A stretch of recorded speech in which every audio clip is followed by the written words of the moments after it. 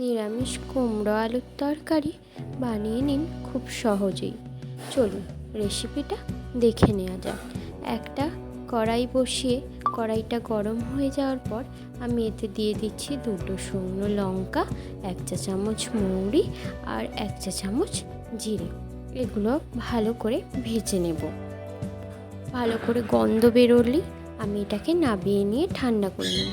আর আমার কাছে গোটা ধনে ছিল না, তাই আমি ধনে গুঁড়োটাকেই আমি একটু ভালো করে হালকা ভেজে নেব, নিয়ে তুলে দেব। এখানে সাদা তেল গরম করে নিয়ে আমি দিয়ে দেব আগে থেকে কেটে রাখা কুমড়োগুলো আমি নুন দিয়ে দেব না, একটু লাল করে এমনিই ভেজে নেব।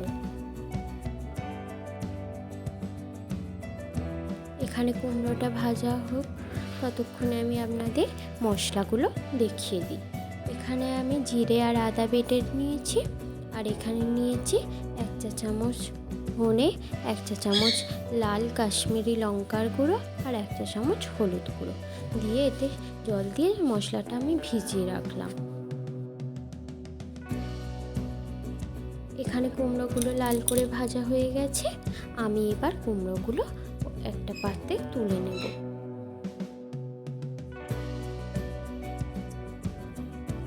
ওই একই তেলের মধ্যে আমি দিয়ে দেব একটা শুকনো লঙ্কা আর 1 চা চামচ 5 ফোড়ন।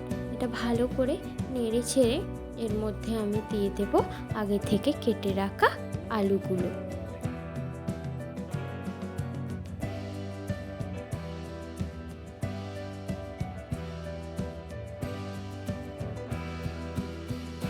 আলুগুলো হালকা আঁচে 1 চামচ লবণ দিয়ে আমি ভালো করে ভেজে নেব।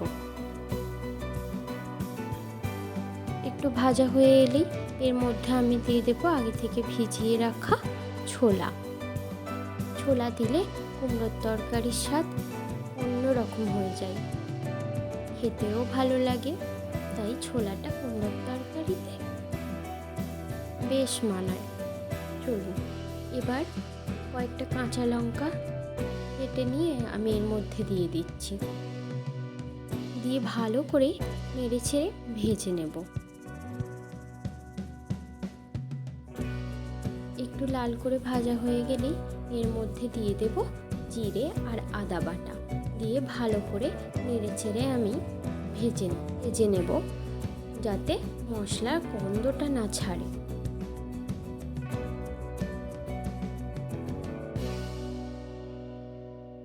ভাজা হয়ে গেছে। এবার এর মধ্যে দিয়ে দেব আগে থেকে ঠিক করে রাখা মশলাটা, দিয়ে ভালো করে কষিয়ে নেব যতক্ষণ না তেল ছাড়ে।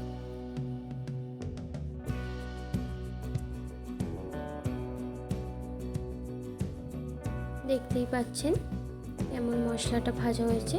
এবার আমি এর মধ্যে পরিমাণ মতো জল দিয়ে দেব, দিয়ে একটু ফুটিয়ে নেব।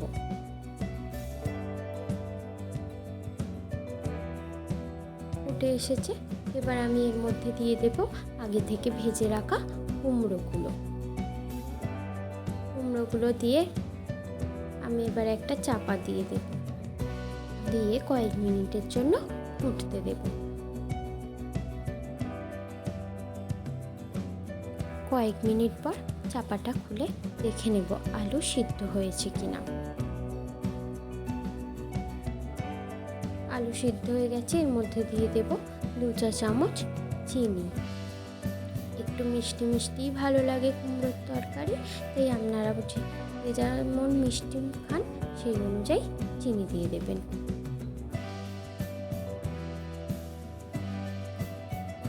এবার এটা নেড়ে ছেড়ে আমি আগে থেকে ঠিক করে রাখা মশলাটা এর মধ্যে দিয়ে দেব, দিয়ে ভালো করে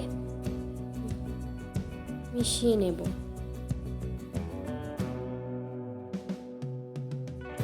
ব্যাস রেডি কুমড়োর তরকারি।